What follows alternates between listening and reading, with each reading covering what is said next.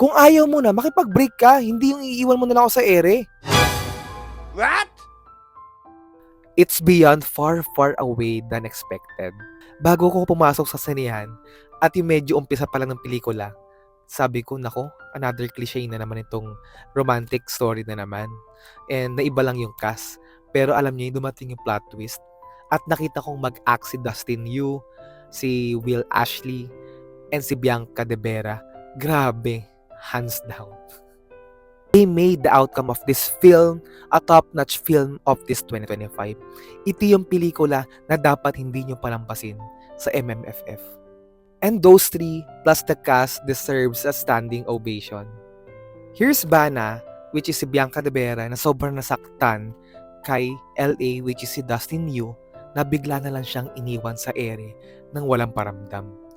And of course, gustong gumante ni Bana kay LA. So, tinawag niya ngayon si Vic para magpanggap na boyfriend at pagselosin si LA.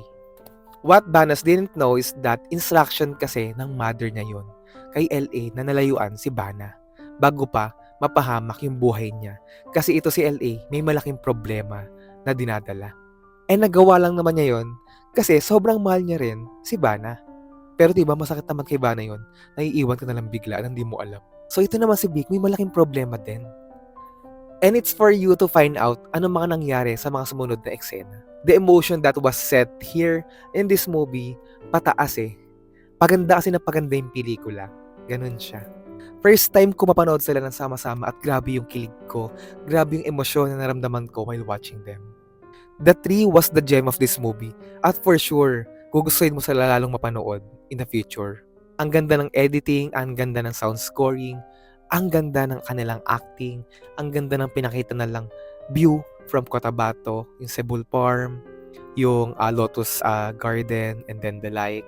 At ito pa eh, ang ganda-ganda ni Ivana. Grabe ka, Bianca De Vera. Watch out for the cameo at the end. Sobrang na-surprise ako doon.